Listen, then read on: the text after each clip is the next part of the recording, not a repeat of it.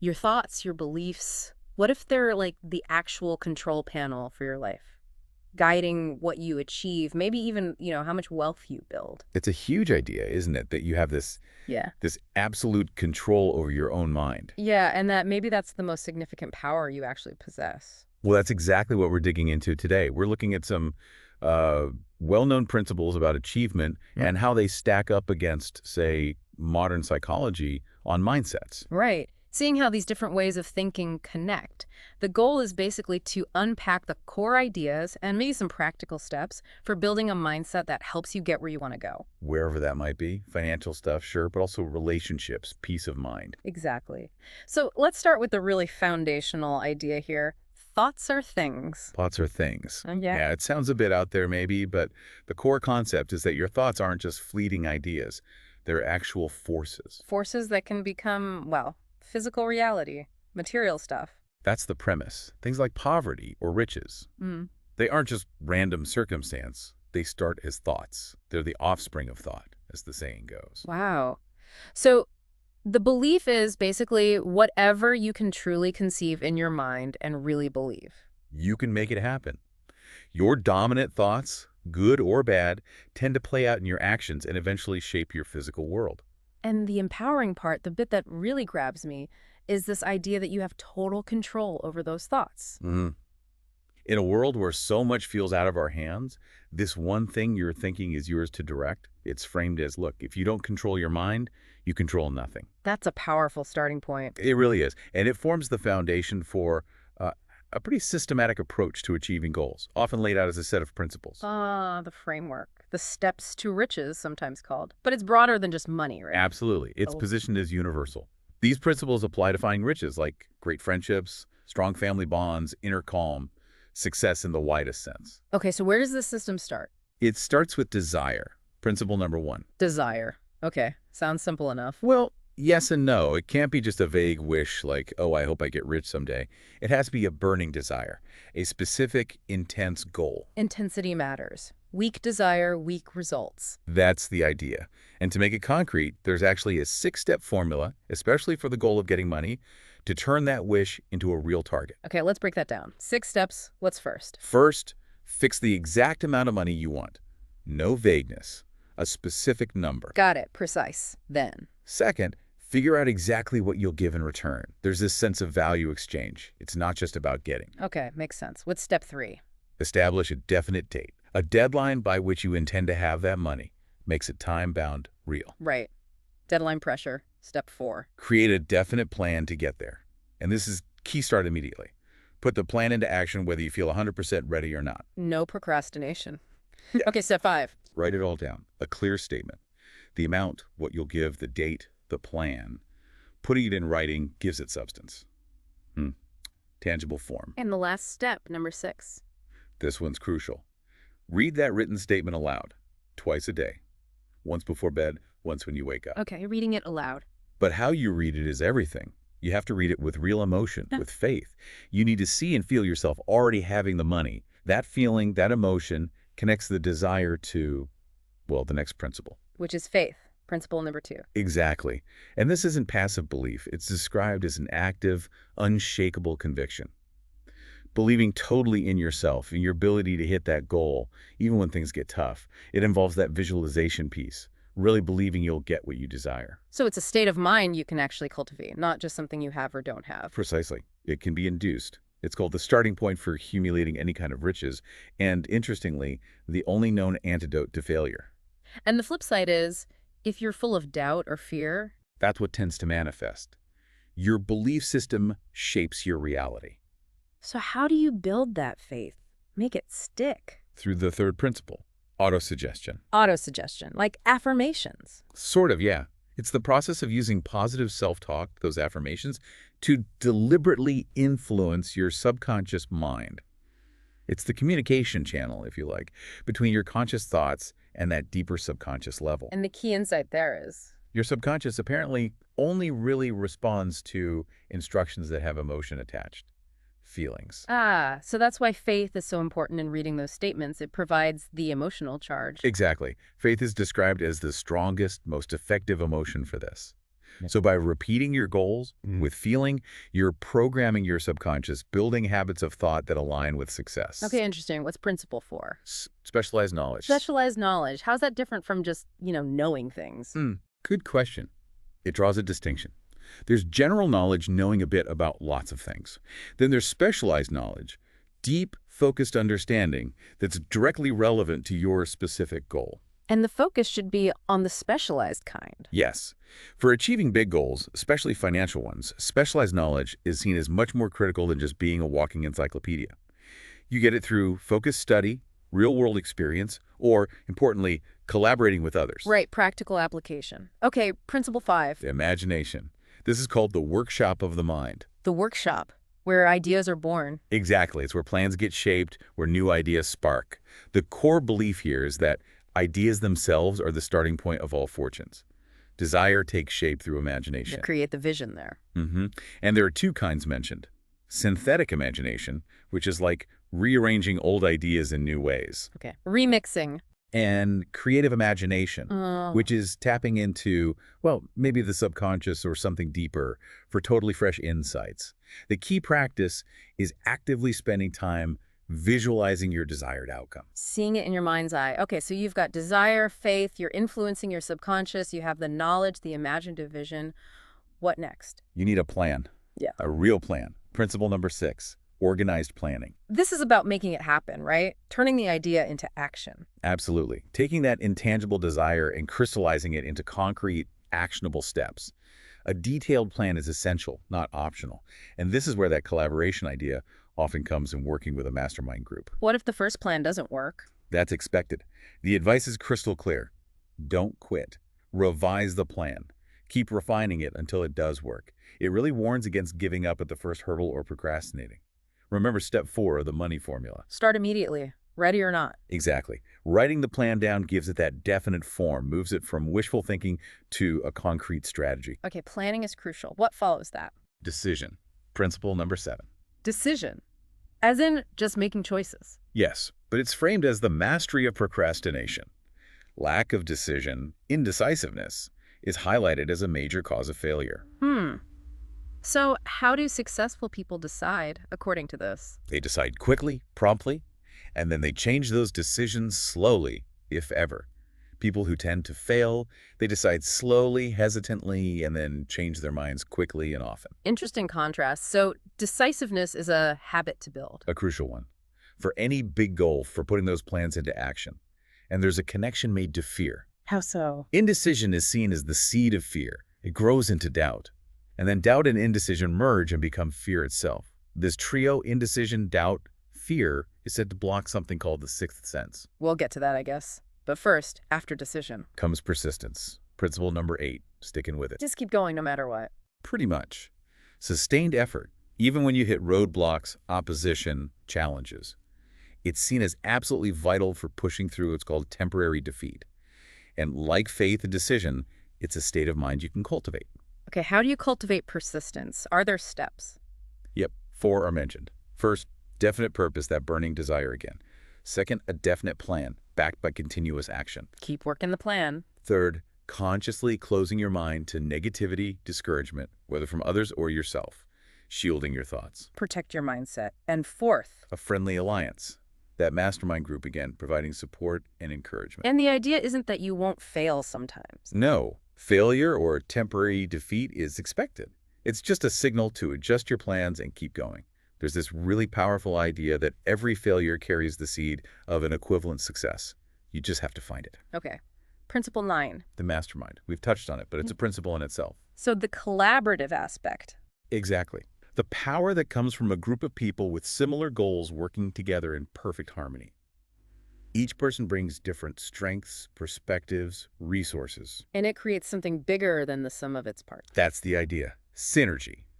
Amplified power and effort. Examples like Charles Schwab using alliances effectively are mentioned. But the key is harmony. If the group isn't aligned and harmonious, it tends to fail. Harmony is crucial. Okay, principle 10 is a bit different. Sex transmutation. It is a unique one. It's about taking the energy from human sexual desire, considered the most powerful drive, and consciously redirecting or transmuting it. Redirecting it where? Into creative and productive outlets. Channeling that intense energy is believed to fuel things like imagination, courage, willpower, persistence, basically your creative genius. So it's harnessing a fundamental drive for higher purposes. That's the concept. It's presented as the energy source behind many historical geniuses, converting physical drive into mental and creative power to fuel your ambitions. Okay. Principle 11 brings us back to something we mentioned. The subconscious mind. Yes, it gets its own focus here. As the connecting link. Right. It's the part of you that automatically sorts, records, and acts on your thoughts, especially the emotionalized ones. It's what drives a lot of your behavior and ultimately your results. And the point is, you can program it. Exactly. Through autosuggestion, feeding it positive thoughts and emotions consistently, you can essentially program it to work for your goals, not against them. Principle 12 is the brain. This views the brain as more than just biology. It's seen as a kind of broadcasting and receiving station. Broadcasting thoughts. Thought vibrations, yeah. The idea is when you elevate your emotional state, that intense desire plus unwavering faith, you broadcast a stronger, clearer signal. And what does that signal do? Your dominant thoughts send out vibrations that attract corresponding things, people, circumstances, opportunities, or maybe misfortune if your thoughts are negative, like attracts on a mental or vibrational level. Fear sends out negative vibes. Okay, a lot to unpack there. Finally, principle 13. Sixth sense. Intuition. Gut feeling. Something like that. It's described as intuition developed through mastering the other principles, through reflection. It gives access to flashes of insight, creative ideas, the temple of wisdom. And it's the peak of the philosophy. Is considered the culmination, yeah. Only really accessible once you've mastered the others. It's seen as a potential link between your individual mind and some kind of infinite intelligence. But there's a catch. A big one. It supposedly will not function if your mind is cluttered with indecision, doubt, or fear. Overcoming those is essential to tap into this intuitive guidance. Wow. Okay, that's a comprehensive framework for using your mind to achieve things. How does this fit with, say, more current psychological thinking?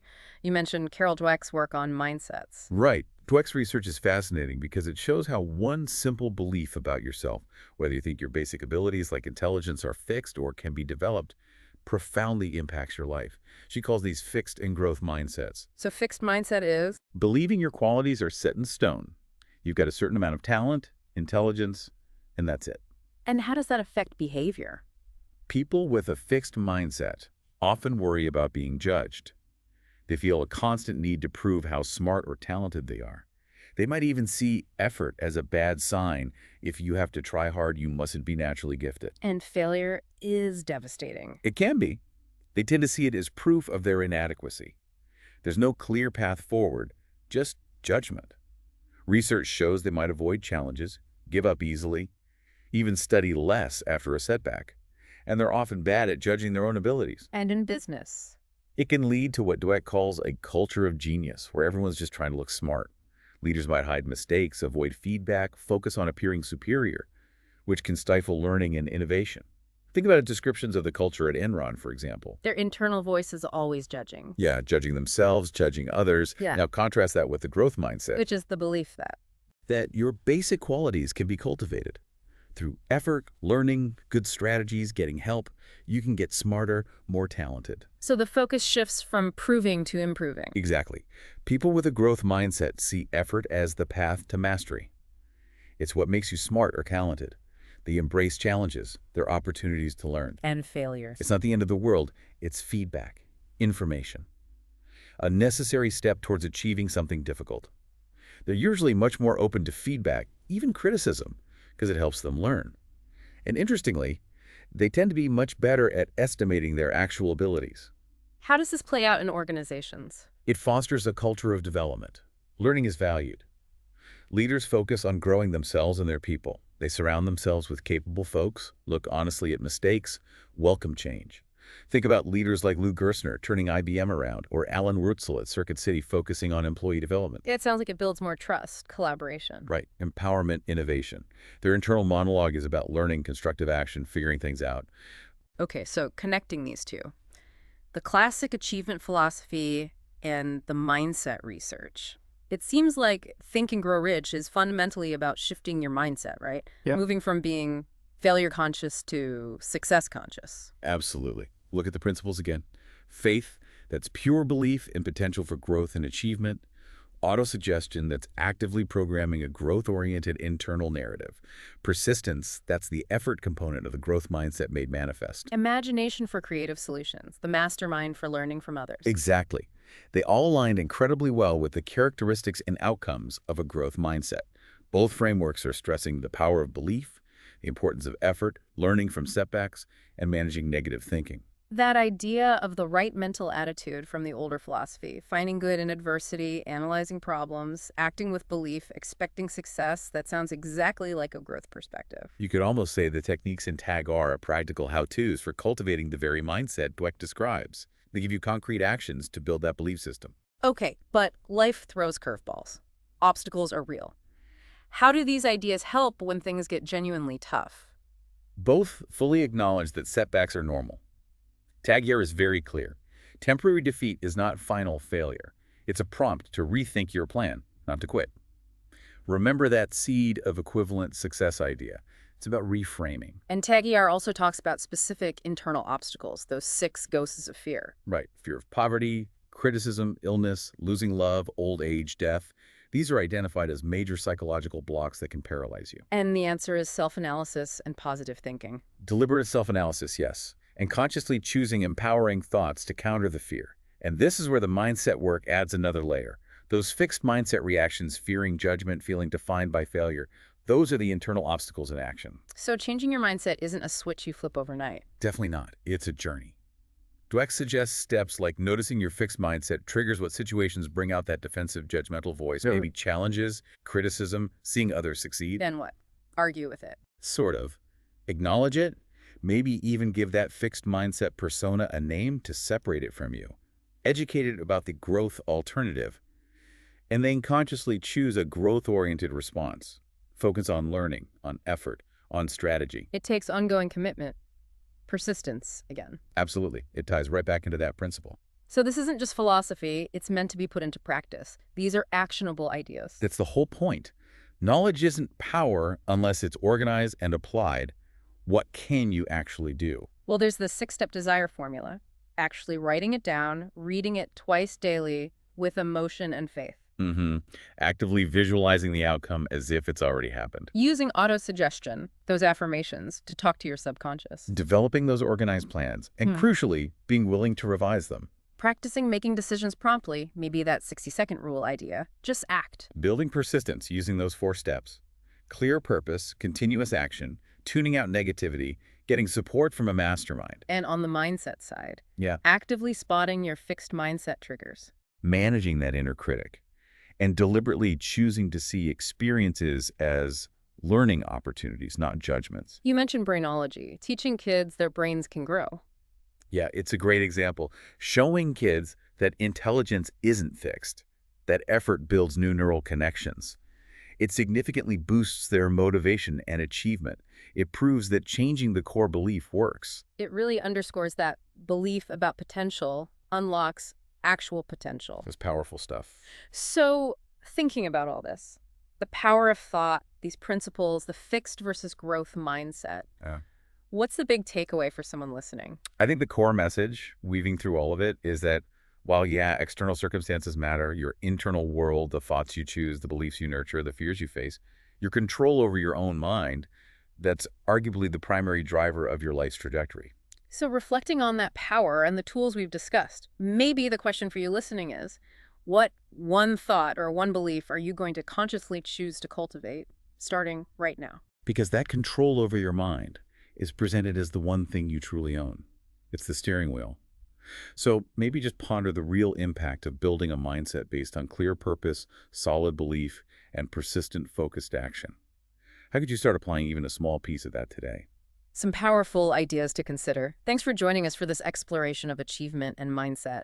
We hope you'll reflect on what resonated and think about how you might use these concepts in your own journey.